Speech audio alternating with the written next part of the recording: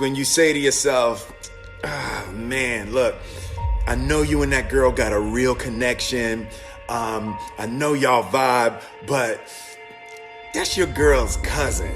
So I love you too much to let you do that. It's like you say to yourself, hey man, look, I know you want to eat that pizza and it'll be really good, but I can't let you eat that, man, because if you eat that pizza, you're going to feel like shit, and I love you too much to let you eat that. Self-love is, hey, look, I know you got a test on Monday, and I know you really want to go out with your friends. It's Saturday night, you want to go out, but if you fail that test, you're not going to feel good about yourself.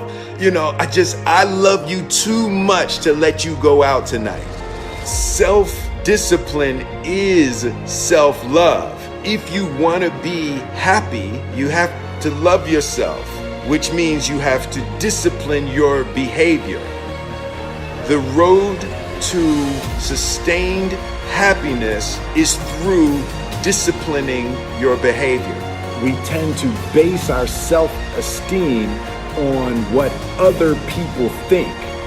And that's not really self-esteem. Self-esteem is supposed to be how we feel about ourselves. And I was just saying how dangerous it is to allow other people to determine how you're going to feel about you. And it's kind of like looking into a broken mirror.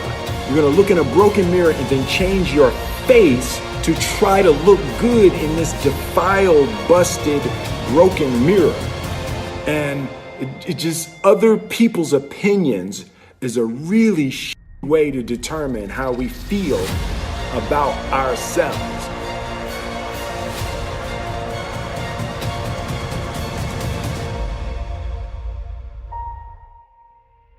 It don't matter whose fault it is that something is broken if it's your responsibility to fix it. For example, it's not somebody's fault if their father was an abusive alcoholic, but it's for damn sure their responsibility to figure out how they're going to deal with those traumas and try to make a life out of it. It's not your fault if your partner cheated and ruined your marriage, but it is for damn sure your responsibility to figure out how to take that pain and how to overcome that and build a happy life for yourself.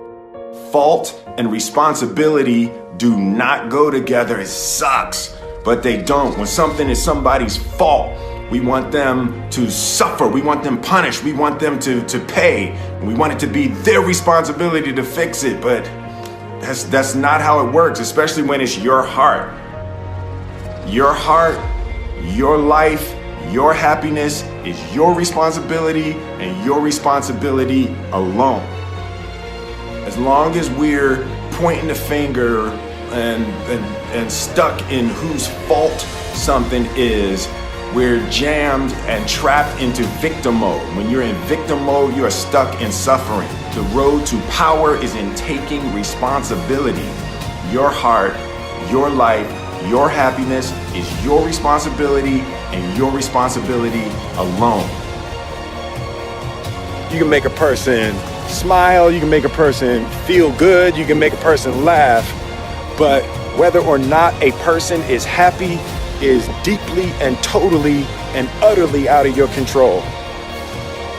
The prerequisite for spending time with any person is that they nourish and inspire you. They feed your flame. Look at your last 5 text messages. Are those people feeding your flames or dousing your fire? Put your phone down for just a second and look around. Look to the people around you. Are those people throwing logs on your fire or are they pissing on it?